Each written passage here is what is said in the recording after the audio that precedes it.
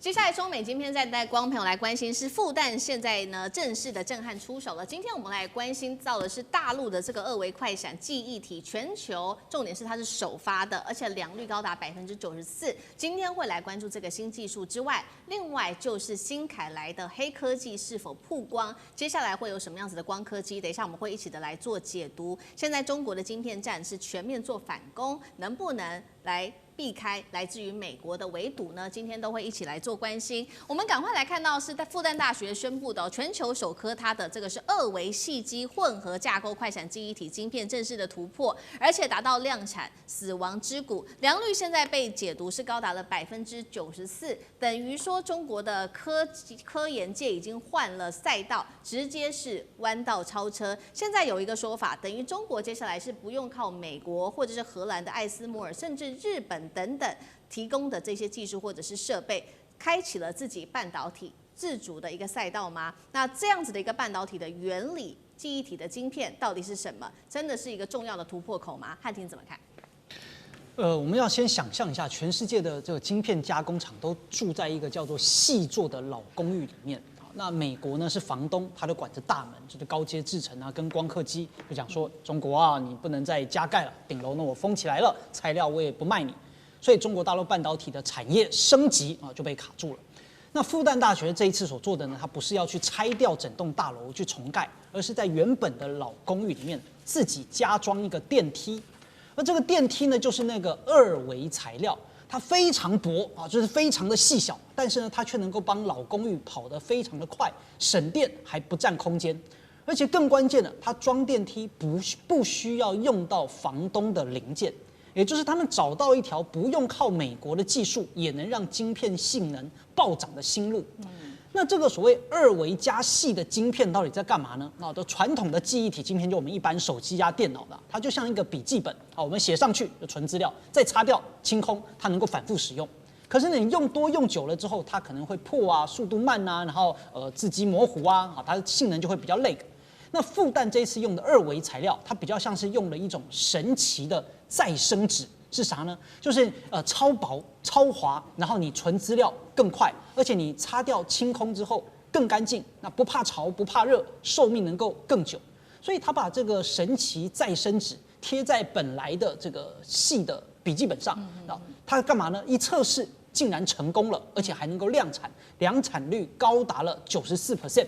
所以这在半导体圈当然是非常高的水准。那全世界为什么就惊吓到了呢？因为这表示中国大陆找到了一条不靠美国、荷兰、日本机器的半导体的新赛道。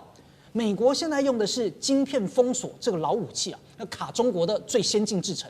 那复旦这一手就是不玩你那一套啊，我用新的材料、新的方式直接绕过去。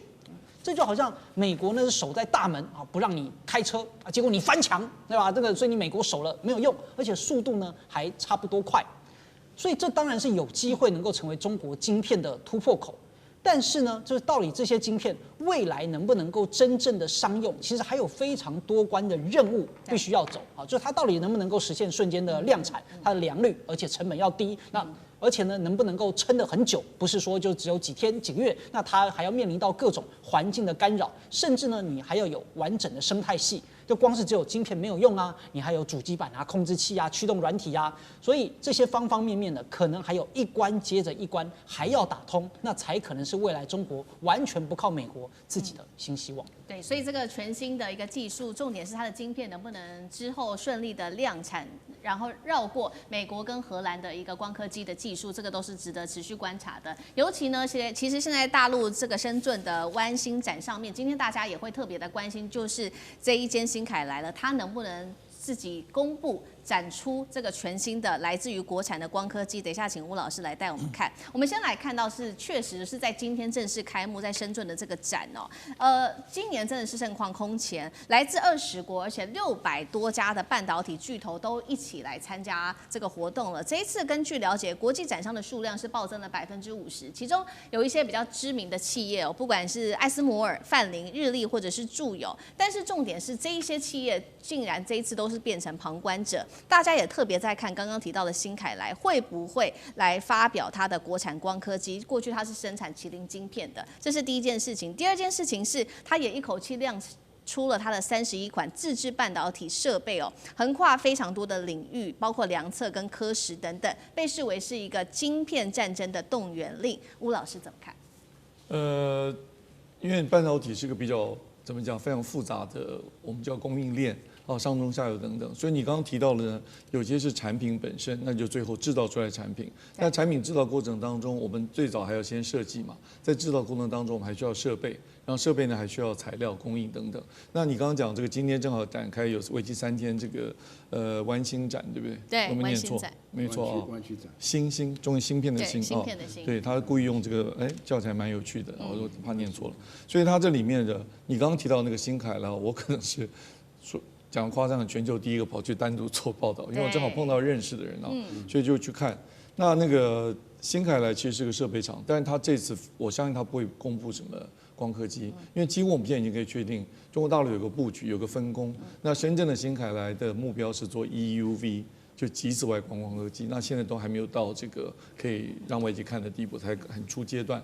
但是呢 ，DUV 就是深紫外光刻机，大概非常确定，就是你刚好也提到那个余亮生，就在上海余亮生，他的工作就是要做这个 DUV。那现在差不多讯息也公布，我也比较可以大胆讲，不然我知道我也不敢大胆讲。他们差不多在去年今年初 DUV 的原型机就做出来。然后到年终的时候，我已经非常确定它是浸润式的。那现在应该是在上海的中心的某一个厂，我猜应该是南方厂了。我上个礼拜我还特别去看了一下啊，应该当然我看不到嘛，但应该是在南方厂里面在做测试。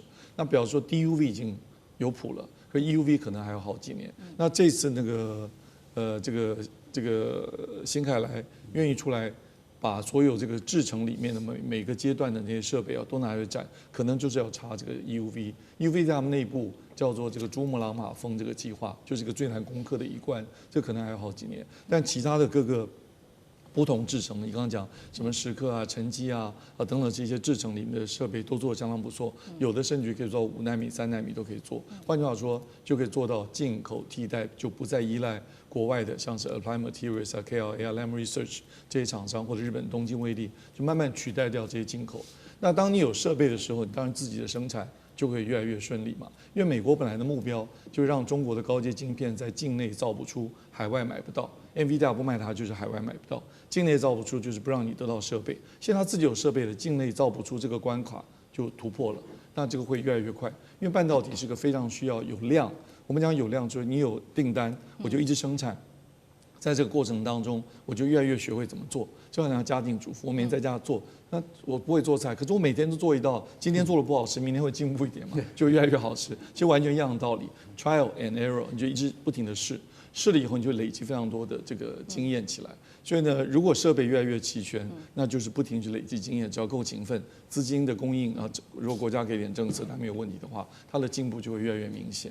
好，所以我们看到现在目前为止，大陆的国产光刻机基本上这个 DUV 已经没问题了。那 EUV 可能再等上个几年哦。那3奈米、5奈米马上就也可以制作出来。另外的话，我们也来关心到是说，除了厂商各自的努力之外，大陆也把他们的整个这个晶片站拉到一个国家级的计划。因为呢，深圳也正式宣布了会投资的金额是达到50亿人民币的半导体产业基金哦。那他这边也宣布了会整合全国6大城市，形成一个叫做6大战区的联合作战体系，包括他们也会做一个比较精确，每个城市会有自己的分工。像是画面上我们看到，上海是负责设计，无锡就是在封测，那合肥是在储存，武汉光电等等，广州是车用。如何看这个国家级的计划？岳老师，我觉得这里头非常重要一件事情，就是大家就是会谈到这刚刚吴老师谈到新凯来的一个情况下。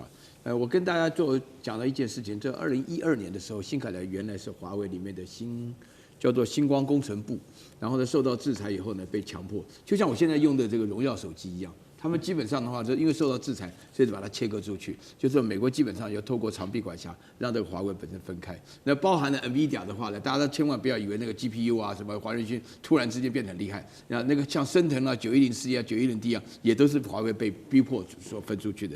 那现在的话呢，我觉得这个里面分出去的过程当中呢，因为我自己认识几个华为的工程师啊，他们跟我讲说，原来华为在2010年到之前的时候呢，他们非常相信全球化的分工。那我也觉得得说华为没有必要什么都搞，只是说呢，华为基于自己的发展的策略要搞。但是呢，这个被分出去以后呢，其实到目前为止的话呢，这个新凯莱跟华为之间的话有技术合作，没有任何股权。在这种情况之下，必须要透过国家的力量，让他们一起共同发力。这个大家可以理解。所以你现在讲到说是上海，刚刚听到这个吴老师提到那个中芯国际，它就在上海，它是负责这个半导体的设计啊什么这边。制造半导体的制造，我必须要强调一件事情啊，就是说要赶上目前为止像荷兰啊、美国啊、日本啊的这种垄断的话，在我跟我自己的学生在一起聊的时候，我认识很多电机学生，他们觉得说是不是那么容易，但是呢，这个正是因为不容易，所以你这边所讲的问题，无论是资金也好，无论是技术也好，什么分工也好，一定要由国家来领导。这个否则的话呢，几乎不可能。所以说，这种特殊的合作方式，只有在国家引导的方式，那么有资金啊，有发展啊，有人才，反正人事时地物各方面的条件合在一起，只有在中国了，那没有别的地方。要否则的话，他就面对没有办法做出来的命运啊！我不是那么乐观，但是我是审慎而且乐观。我相信一定会像新凯莱的突破，确实是让大家这次声名大噪的原因，也可以大家可以了解到。中国在合作的情况下，确实蛮符合他自己对于自己所约定的这个期限，好的期限。好，那干哥要怎么看呢？其实我很乐观，你知道吗？深圳一个城市拿50亿出来，你相信吗？1000亿，对嘛？不是只有这么，不是你账面上看到的数字。你说啊，那个上海负责设计无锡封测，合肥存储，武汉是光电等等。你知道，其实刚刚那个吴老师他已经有提到了。不过他没有说的比较仔细一点，你知道新凯莱他在华为的帮助下，华为从6年前就投资了60家公司了，都跟半导体有关的，干嘛？他就是要把这些，你不要说分散风险，不是这个意思，就是说大家都一起来共同为这门的事业付出心血，那国家会支持你的。他现在正在研发什么？新凯莱在做雷射诱导放电离子体。叫 LDP， 还有什么那个化学气象沉积 CVD， 还有那个蚀刻与原子沉积 ALD 等等，像这种非常复杂的高科技，因为我们只知道说我们现在做不出来这个 EUV， 对不对？我们最多只能做出 DUV 嘛。那刚刚在讨论说，到底哪一天能够做出 EUV？ 我刚才讲的这些 ALD CVD 跟 PVD 这些蚀刻跟量测。达到一定程度之后，你认为说中国会做不出来吗？我不这样认为。对。但是我也相信说它的品质，或者是说你当然你还不能够达到跟艾斯摩尔去竞争的地步。可是中国人的实力，以及最重要的一点，中国人的人才，你现在也许看不到。突然一天他人才就跑出来了，这些人才从哪里来的？从艾斯摩尔来的，就这么简单。所以我认为。总有一天中国会达到，而且不是你想象中，还要5年，还要10年，很可能2、3年之内，它就有重大突破。而且美国不能够再小看这一个对手了。好，谢谢干哥。那我们休息一下，马上回来。地缘政治、美中之争、战略价值、强权崛起、小国生存。